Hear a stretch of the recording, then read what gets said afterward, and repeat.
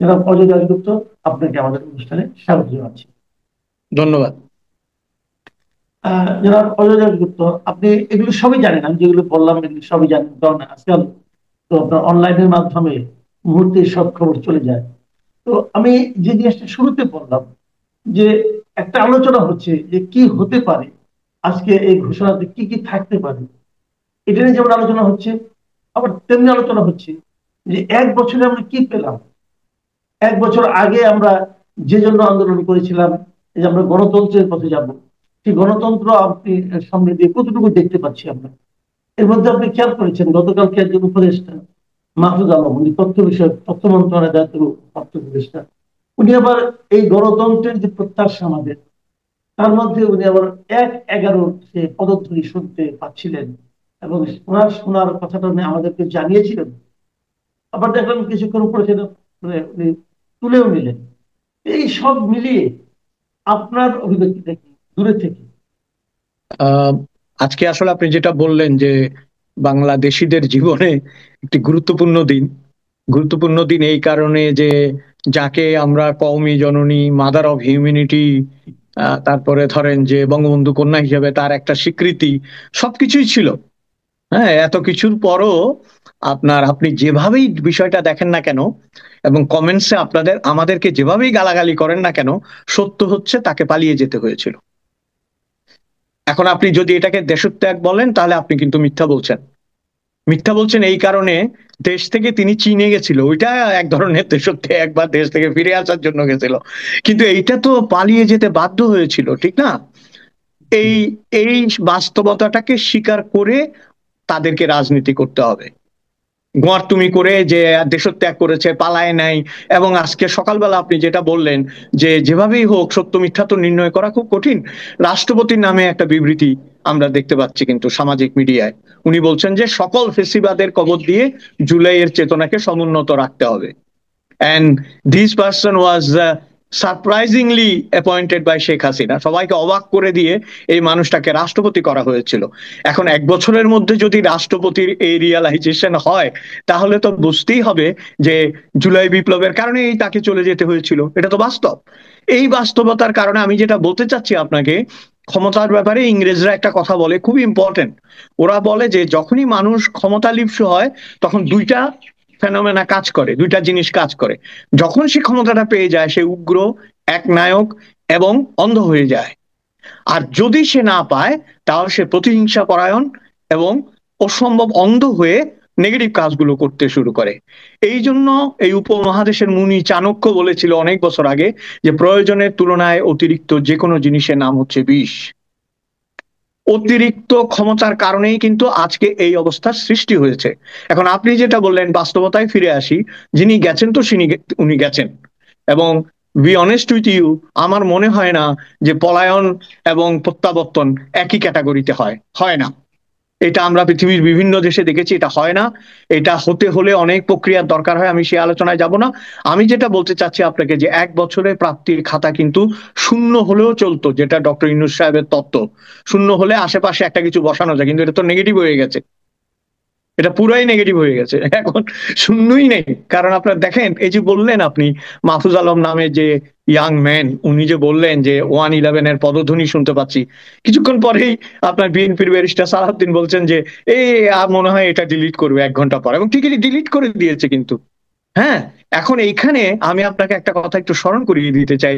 আপনি নিজেও জনকণ্ঠে ছিলেন, আমি জনকণ্ঠে 23 বছর ধরে কলাম লিখেছি। আমি ইন হাউসে না থাকলেও জনকণ্ঠের সাথে আমার সম্পর্ক অনেক গভীর ছিল, তো খানের আমল থেকে আজকে পর্যন্ত। 111-এর সময়ও কিন্তু জনকণ্ঠে হামলা হয়েছিল, আপনি এটা জানেন? হ্যাঁ, জানেন। এবং তারা কিন্তু পত্রিকাগুলি ছাড়া বাকিগুলিতে তালা দিয়েছিল। তারা জানতে চেয়েছিল কোন কোন ফ্লোর থেকে পত্রিকা বের হয়। তোয়াব ভাই ছিলেন তখন, হ্যাঁ। তোয়াব ভাইকে ওরা রেসপেক্ট করে ওই ফ্লোর গুলি বাদ দিয়ে বাকিগুলি তালা দিয়েছিল। এখন উল্টা হয়ে গেছে, এখন পত্রিকাটা দখল হয়ে গেছে। খেয়াল করছেন আপনি? মিডিয়াটা দখল হয়ে গেছে, বাকিগুলির খবর নাই, মশার কয়েল জাহান্নামে যাক, বুঝছেন? কিন্তু পত্রিকাটা দখল হয়ে গেছে।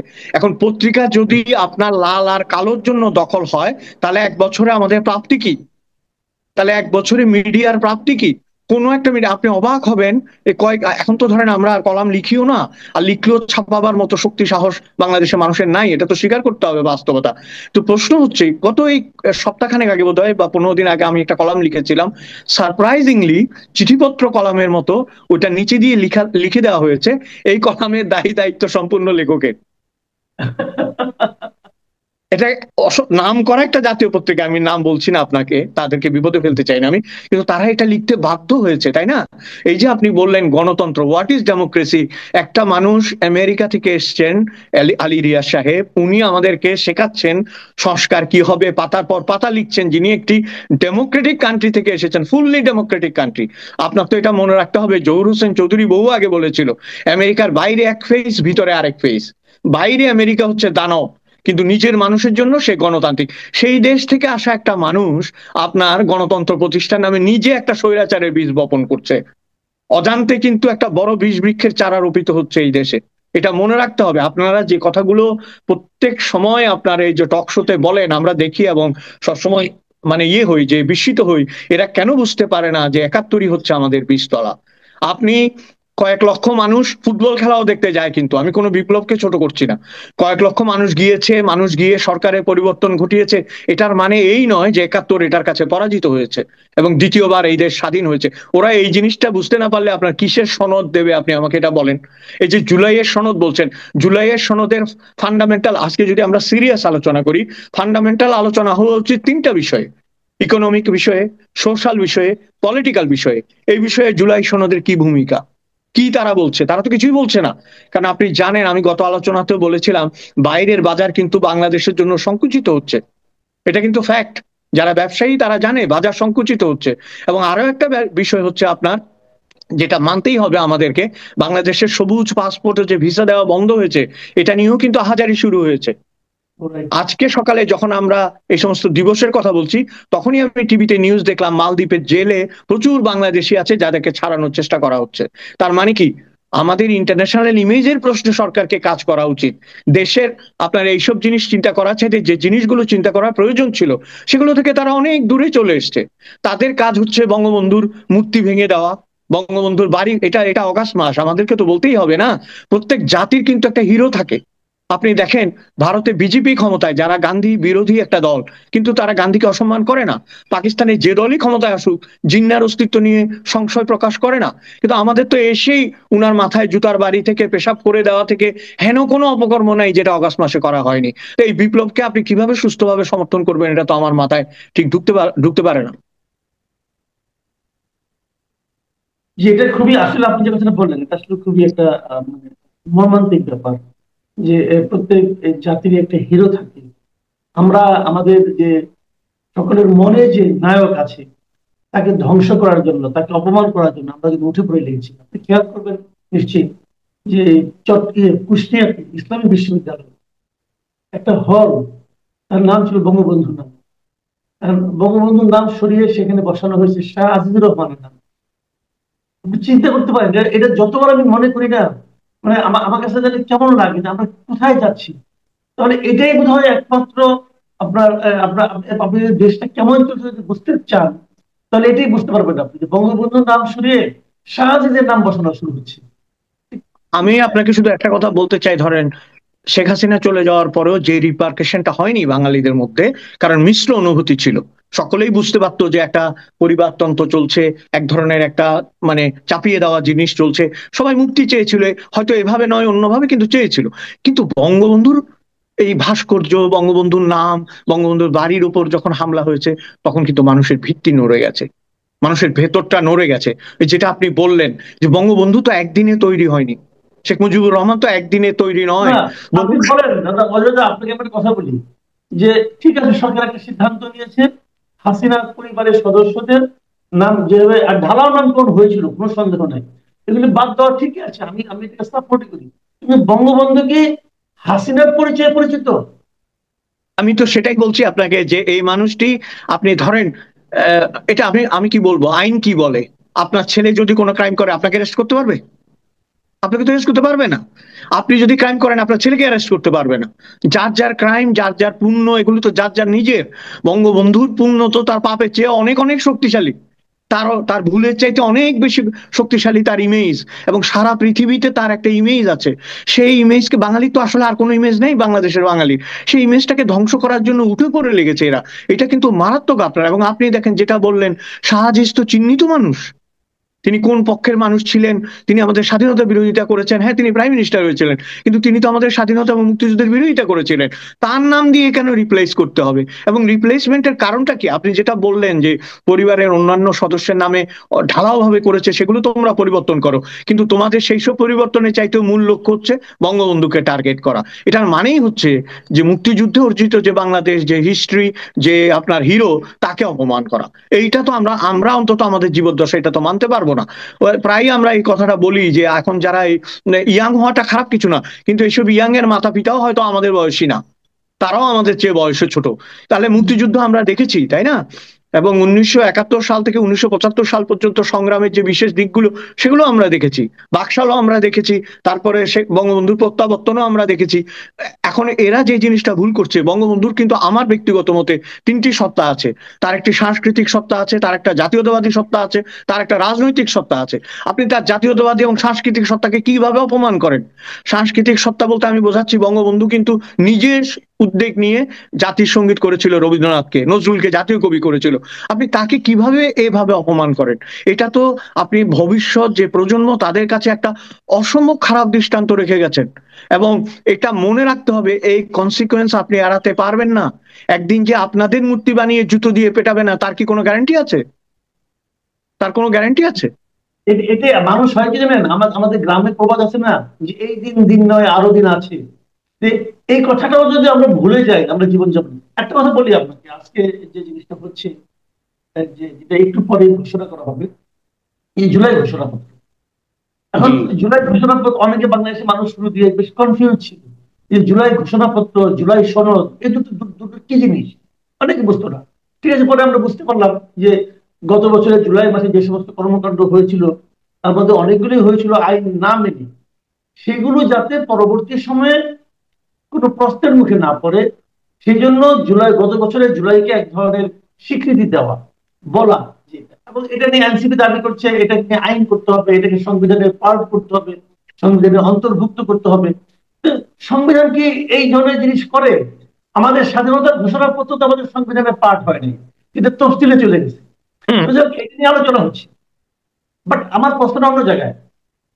আমার প্রশ্নটা হলো যে জুলাই ঘোষণাপত্রকে আপনি আইন করেন আর সংবিধান করেন, যাই করেন, এটা কি পরবর্তী সময়, ধরেন আজকে থেকে 50 বছর পরে যদি কখনো আওয়ামী লীগ আবার ক্ষমতায় আসে, তাহলে কি এটা কি রক্ষক কবচ হিসেবে কাজ করতে পারবে? তার আগে আমি বরং আপনাকে একটা কথা বলি, সমস্ত আইনের বাপ করে দিয়ে গেছিল শেখ হাসিনা, কিছু টিকেছে? ঠিক নাই তো?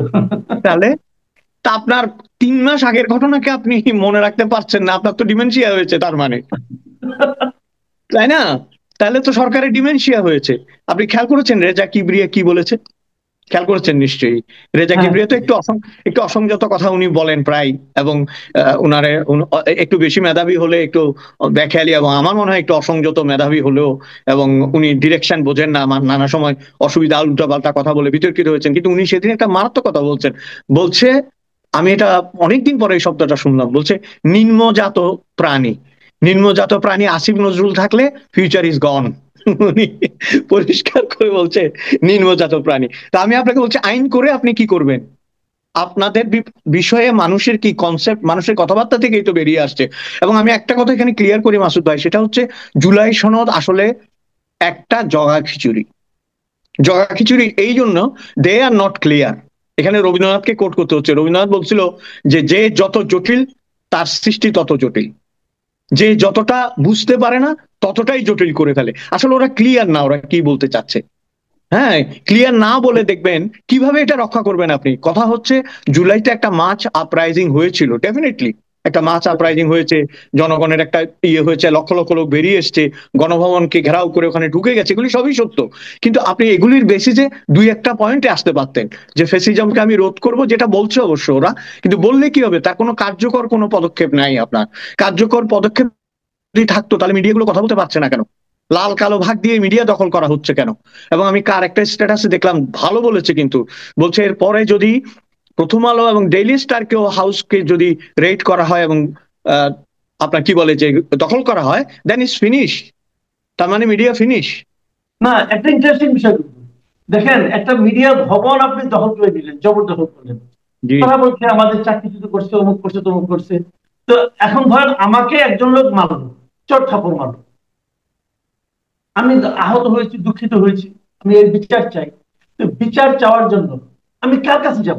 থানা পুলিশের কাছে যাব, অথবা আদালতে যাব। অবশ্যই। এখন আমি কি তার বাড়ি দখল করে ফেলবো?